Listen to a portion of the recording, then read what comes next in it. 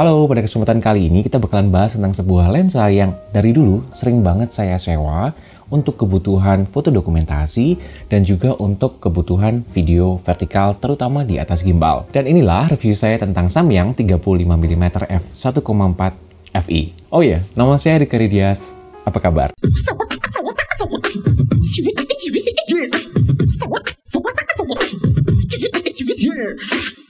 Lensa yang dipasarkan pada bulan Oktober 2017 ini sebenarnya sudah punya generasi penerusnya dengan nama Samyang AF35mm f1.4 FE2.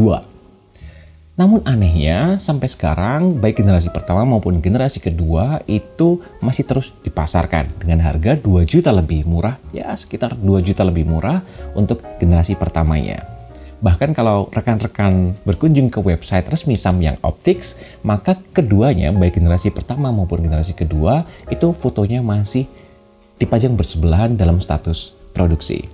Terakhir saya cek di bulan Agustus 2023 ini di online marketplace Indonesia, harga lensa Samyang FE35mm generasi pertama, lensa yang bakalan kita bahas ini, harga barunya bergerak di antara 7 sampai dengan 7,5 juta rupiah, tergantung di mana Anda membelinya dan tergantung garansinya. Sedangkan untuk harga bekasnya bergerak di antara 5 jutaan hingga 6 jutaan melihat kondisinya. Dan dengan melihat depresiasi harga lensa ini untuk harga baru dan harga secondnya, maka menurut saya investasi pada lensa ini ya safe banget lah.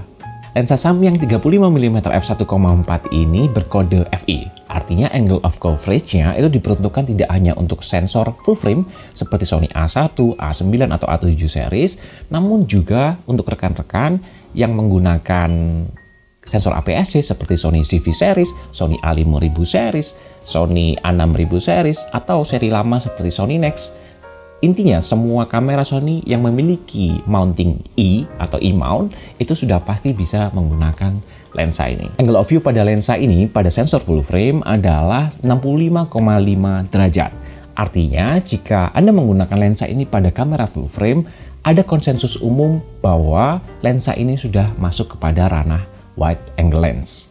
Meskipun lensa ini sudah masuk ke dalam ranah wide angle, namun karena axial magnification distorsinya tidak terlalu ekstrim, distorsi yang terjadi di dekat frame itu tidak terlalu ekstrim, maka lensa ini masih sering digunakan oleh para fotografer dan videografer untuk kebutuhan yang sifatnya portrait, dokumentasi, dan juga untuk kebutuhan studio. Sedangkan jika rekan-rekan memasangkan lensa ini pada kamera dengan sensor APS-C, maka yang tadinya angle of view-nya 65,5 derajat akan menyempit menjadi 45,2 derajat. Di mana ini akan menjadi angle of view standar yang disepakati antara 40 hingga 55 derajat. Jadi, kalau rekan-rekan pengguna sensor full frame biasanya lensa wajibnya adalah 50 mm, maka teman-teman untuk pengguna lensa APS-C biasanya lensa wajibnya adalah 30 atau 35 mm ini. Berikut ini adalah tampilan field of view dari lensa 35mm ini dalam luasan kira-kira jarak saya dengan kamera adalah sekitar 3 meter. Jadi kira-kira Anda bisa membayangkan seberapa luasnya. Saya ada di sini. Ini masih masuk ya? Masih masuk. Oke, di sini masih masuk 1 2 3 4 5. Masih masuk ini ya? Kalau di sini 6 7 berarti ini udah mepet ya berarti ya. Ya ini sekitar, jadi Anda bisa membayangkan bahwa Anda bisa memasukkan 7 orang dengan field of view sekitar 2,5 meter pada jarak 3 meter. Dan tidak seperti biasanya di mana saya selalu menampilkan lensa milik saya sendiri, kali ini saya sengaja sewa. Artinya kita bisa sama-sama lihat kualitas durabilitas dari lensa ini setelah dipakai mungkin oleh ratusan orang kali ya. Material lensa produksi Korea Selatan ini terbilang sangat rigid dengan konstruksi barel yang terbuat dari metal. Tingkat ketahanan cat juga rekan-rekan bisa melihat sendiri di mana saya menemukan bahwa lensa ini sepertinya pernah jatuh dan sedikit penyok, namun tetap berfungsi dengan wajar.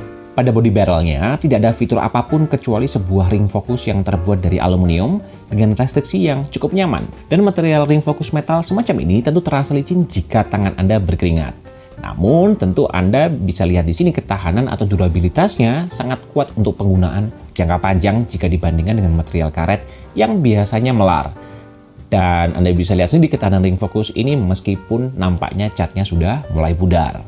Ring fokus ini tidak memiliki stopper dan penanda jarak, sehingga mungkin menyulitkan bagi rekan-rekan fotografer yang melakukan focus taking dan rekan-rekan videografer yang sering memasang focus puller. Diameter thread filter pada lensa ini berukuran 67 mm yang cukup umum dan tersedia cukup banyak di online marketplace. Pada bagian belakang keseluruhan threadnya juga terasa kokoh dengan material yang terbuat dari metal.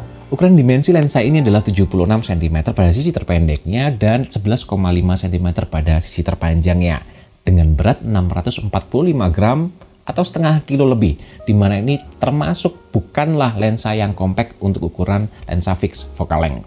Sebagai perbandingan, kita bisa melihat ukurannya jika dibandingkan dengan lensa Sony 85mm f1.8 yang sedikit lebih kecil dan memiliki berat yang hanya 371 gram. Nah, dengan melihat ukurannya yang bisa dibilang tidak compact dan tidak ringan, maka tentu lensa ini perlu Anda pertimbangkan jika Anda adalah seorang fotografer atau videografer yang sering traveling, atau jika pekerjaan Anda menuntut cukup banyak perlengkapan, maka lensa ini tentu akan memberikan bobot ekstra ke overall weight dari perlengkapan Anda. Jadi, size dan beratnya perlu banget untuk Anda pertimbangkan. Bobot dan ukuran yang tidak compact dan ringan, maka tentu juga wajib jadi pertimbangan rekan-rekan videografer, terutama yang menggunakan gimbal. Karena artinya rekan-rekan tidak lagi bisa menggunakan entry level gimbal dengan power yang kecil, terutama untuk kebutuhan pekerjaan.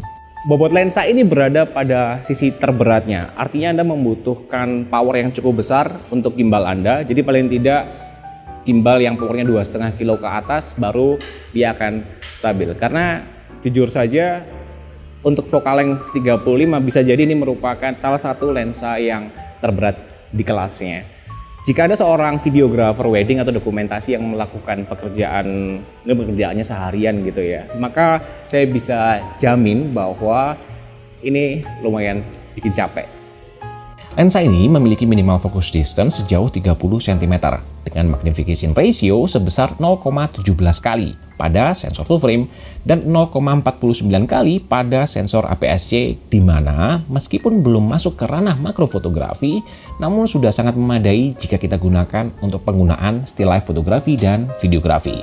Lalu pada tes ketajaman berikut, kita bisa lihat bahwa ketajaman lensa ini sudah mulai nampak tajam pada bukaan terlebarnya di f1.4 dengan mikrokontras yang baik, sampai bukaan terkecilnya di f16 bahkan tanpa lens diffraction yang terlalu berarti.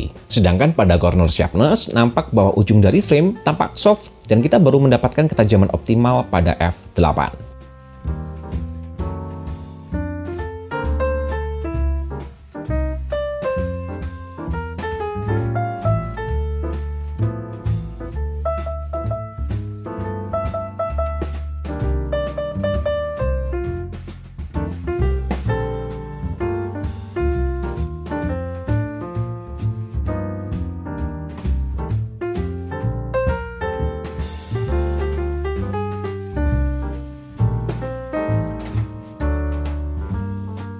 Tampilan chromatic aberration pada lensa ini cukup minor dan tampak pada bukaan terbesarnya di f1.4 dengan karakter longitudinal chromatic, di mana sepenuhnya terkontrol pada angka diafragma f4. Saya juga sempat mencoba lensa ini untuk foto malam, dan Anda bisa lihat di sini tampilan chroma aberration pada lensa ini juga sangat terkontrol. Tampilan vignetting pada lensa ini tampak cukup jelas pada f1.4 dan berkurang pada f2.8. Namun seperti yang Anda lihat di sini, vignette-nya tidak benar-benar hilang bahkan sampai dengan f16. Sedangkan tampilan distorsi pada lensa ini cukup baik dan terkontrol, di mana kita bisa memanfaatkannya sebagai salah satu lensa opsional untuk semisal kebutuhan arsitektur dan interior. Dan berikut ini adalah tampilan lens flare pada lensa ini, di mana seperti biasa saya tidak ada penilaian khusus ya, karena rekan-rekan fotografer dan videografer pasti punya penilaian estetika yang sangat subjektif. Dan berikutnya adalah tampilan star effect pada lensa ini, di mana saya juga tidak ada penilaian khusus ya. Dan inilah tampilan bokeh dari 9 blade curvature yang meskipun bentuknya cantik menurut saya, namun bukan termasuk yang soft bokeh ya. Dan chromatic aberration yang nampak cukup jelas dan sedikit mengganggu pada area highlight. Namun secara umum, area autofocus pada lensa ini cukup indah untuk kebutuhan umum. Pada tes autofocus untuk keperluan fotografi berikut ini, saya melakukan continuous high shutter burst dengan setting center AF, posisi AF pada setting continuous, face detection dan IAF-nya saya nyalakan, AF drive speed-nya dalam mode fast, dan AF Track Sensitivity pada setting responsif pada kamera Sony A7 III.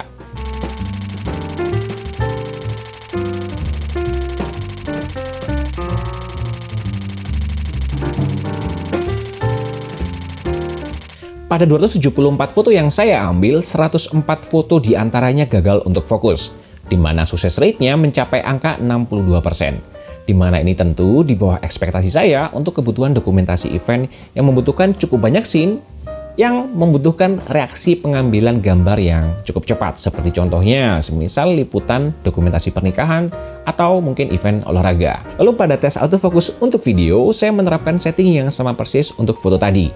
Dan seperti yang kita bisa lihat di sini, meski fokus huntingnya tidak terasa, namun lensa ini sering kehilangan fokus ketika pada bidang fokus plane yang memiliki tingkat kontras yang kompleks. Fokus breathing-nya nampak tidak terlalu kuat dan cukup acceptable untuk kebutuhan secara umum.